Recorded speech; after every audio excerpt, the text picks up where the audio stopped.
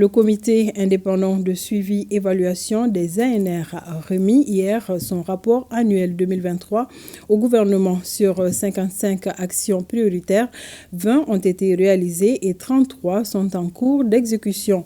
Pour le Premier ministre Choguel Kokala Maïga, ce rapport constitue une feuille de route pour le gouvernement, un gouvernement qui se félicite des actions posées dans les domaines de la défense, de la sécurité et de la diplomatie. Mamari Kone et Aliou Touré. 2 semaines après la remise de son rapport annuel 2023 au président de la transition, le comité indépendant de suivi et évaluation des recommandations des assises nationales de la refondation rencontre les membres du gouvernement à la primature. C'est un exercice d'imprégnation sur l'état de mise en œuvre des recommandations des ANR. En ce qui concerne les 55 recommandations prioritaires, 20 ont été entièrement exécutées. Il y a 33 recommandations qui sont en cours d'exécution. Et donc ce qui fait un total, si vous voulez, comme les économistes disent, la tendance c'est qu'il y a aujourd'hui 53. Il n'y a que 2 recommandations qui n'ont pas commencé, c'est-à-dire la recommandation qui concerne la mise en place d'un juge de la liberté et la recommandation qui concerne la mise en place d'un comité de suivi et évaluation. Le taux de réalisation des actions prioritaires complémentaires est de 118,43%, soit 120 actions sur 153 prévues. Au titre des actions fortes, le président de la transition a facilité l'opérationnalisation des 3 centres ultramodernes de dialyse, la réalisation d'infrastructures d'eau ainsi que la création de l'école de guerre du Mali.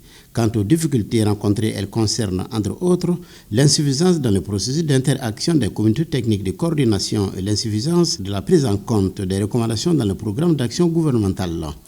Tous les plans d'action sectoriels, des stratégies, des programmes et autres projets vont être versés auprès du CCRANR pour justement leur appliquer le mécanisme de suivi et évaluation.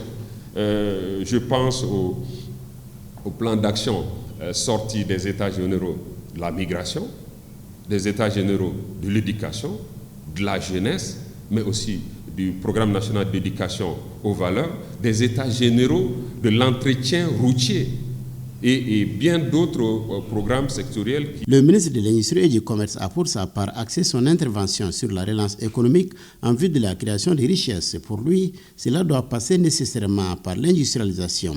À en croire le Premier ministre chef du gouvernement, notre pays est aujourd'hui dans une nouvelle posture.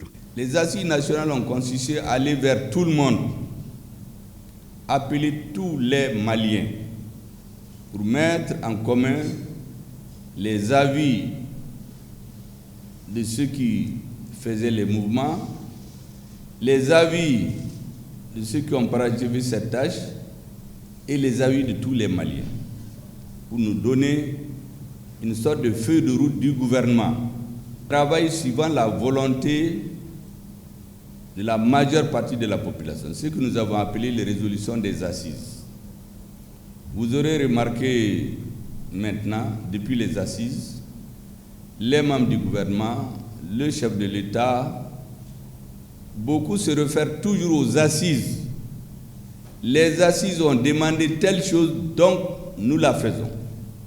Les résolutions des assises sont devenues une sorte de feuille de route pour l'équipe dirigeante.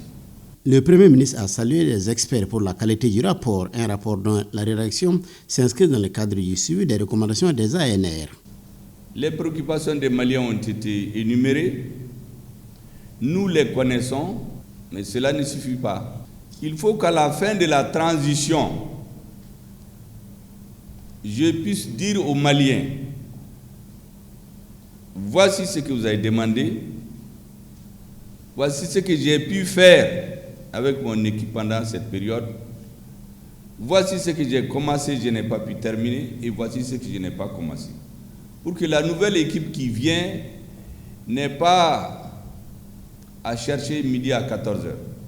Elle vient trouver un produit pour continuer à travailler. Dans les prochains jours et mois, le comité entend poursuivre la restitution du contenu du rapport aux institutions de la République et à l'ensemble du peuple malien.